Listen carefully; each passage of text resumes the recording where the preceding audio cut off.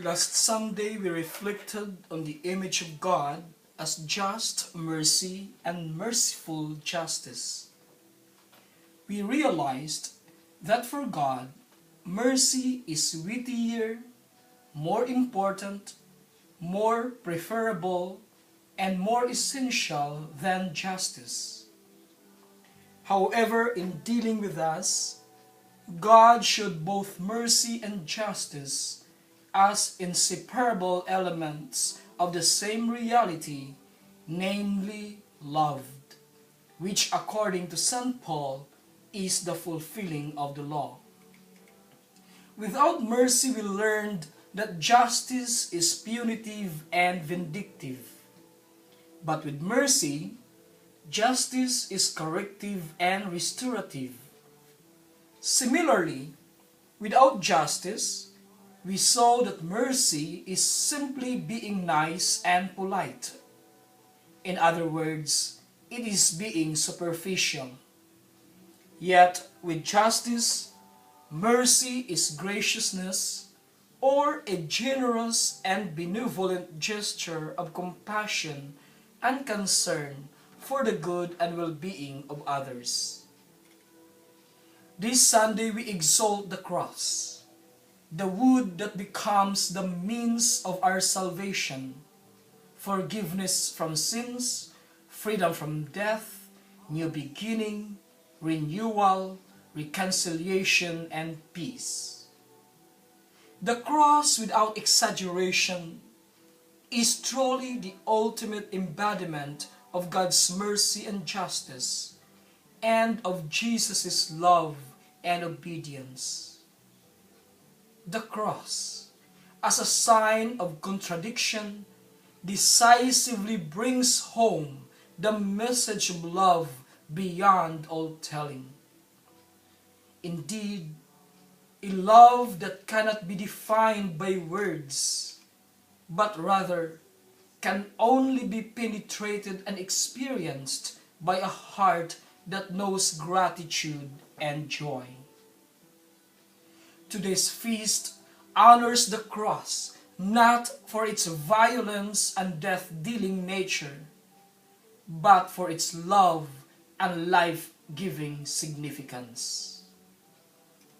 According to the author of the book of Numbers, this cross is the poisonous serpent which Moses, in accord with Yahweh's instruction, had made and set on a pole. The grumbling and complaining people were beaten and nibbled by serpents because they gave in to impatience and despair. As a consequence, many of them died.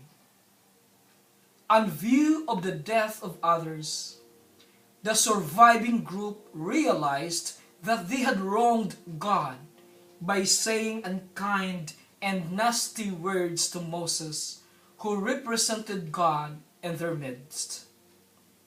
Thus, when they approached and pleaded for Moses' intercession, God, in his usual goodness, swiftly ordered Moses to erect a pole on which a poisonous serpent was hanged, so that everyone who looked at it would regain life. This is a classic example of the contradiction of the cross. On the negative side, it is the poisonous serpent that bit and killed. And on the positive side, it is the same poisonous serpent that brought healing and life. Indeed, it alters dramatically the notion of the meaning of the old expression. To see God is to die.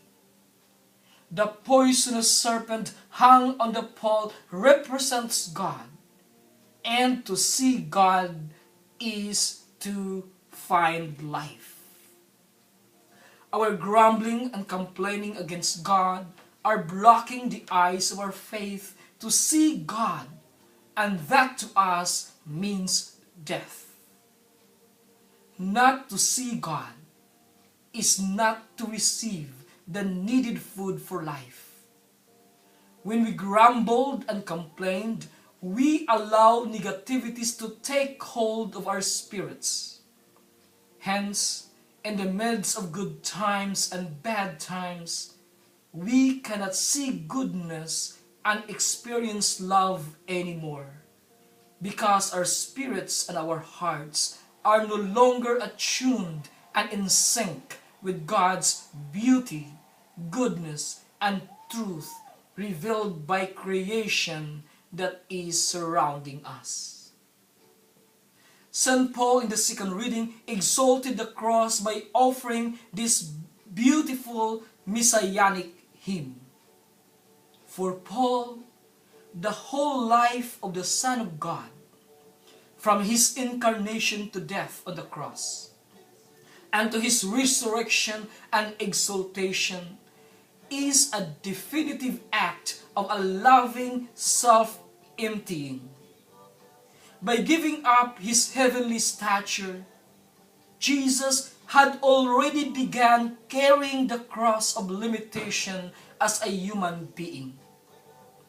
That initial cross had intensified when he in total humility obeyed the will of the Father and carried it out to the end without grumbling or complaining. Indeed, he walked through life and through the road to Calvary like a meek lamb about to be slaughtered without any word of defense or blame. In doing so, Jesus contradicted the attitude of the people in the first reading. Those people grumbled and complained as they walked toward the land of overflowing milk and honey. But Jesus remained quiet and meek, knowing fully well that he was walking not toward life, but to death for the crimes and sins that were not his.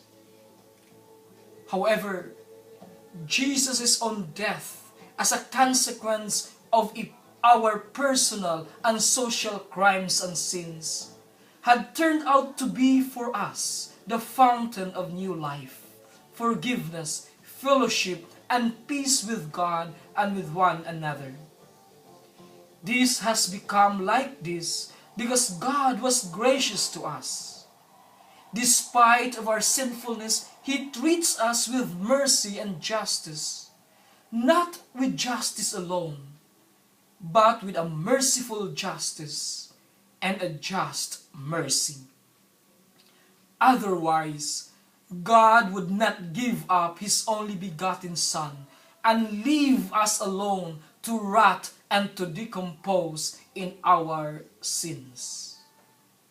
Therefore, with Pope Francis today, we celebrate the Gospel, which is so very radiant with the glory of Christ's cross, constantly inviting us to rejoice. Truly, the cross of Christ is worth exalting, praising, and adoring because it encompasses the love that knows no bounds and which cannot be exhausted by human calculations. When Jesus was hanging and dying on the cross, every word that came out from his lips were words of love. Already worn out by the scourging and carrying of the cross, Jesus, full of love, pleaded for us, his executors. Having mustered enough energy, Jesus exclaimed, "Father, forgive them, for they do not know what they are doing." Jesus, the dying man, true to his promises, acts as our paraclete, advocate, and defense lawyer before the court of the Father's mercy and justice. To the penitent criminal, in response to the former's appeal, Jesus said, "Truly, today you will be with me in paradise." By these words, Jesus showed the magnanimity of his kindness and generosity. Indeed, he was not bitter. Indeed, he was only gracious till the end. Not wanting to leave us orphans, Jesus, before breathing his last, secures us with a new family. Hence, to his mother and beloved disciple, Jesus declared, "Woman, here is your son. Son, here is your mother." Finally, as he was about to finish the mission of loving us to the end, to the Father who seemed to have abandoned him, he in turn abandons his spirit. "Father, into your hands I commend my spirit." From the cross, Jesus speaks only of love, forgiveness, understanding, and generosity. Not once that he complained, blamed the Father or the crowd and their leaders. Instead, Jesus expresses only ownership, responsibility, and accountability to the Father, whom he promised obedience and loyalty. Unlike Jesus, when we found ourselves nailed and hanged on the cross of sufferings, which oftentimes were the result of our own making, we complained and grumbled. We accused and blamed others instead of taking responsibility. Friends, it is time to learn the way of Jesus in carrying our daily crosses, so that they will become redemptive and transformative, life-giving, and relationship enriching. Today we exalt the cross. It is my prayer and hope that every time we make the sign of the cross, we remember what it truly means. The cross is not just a sign. Rather, it is a sign richly embedded with meaning.